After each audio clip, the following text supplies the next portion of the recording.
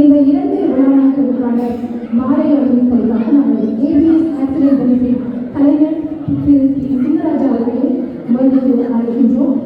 இன்றைய விழாக்களுக்கான மாலையை அறிவிப்பதற்காக திரு சிங்கராஜா அவர்களை இங்கே அழைக்கின்றோம்.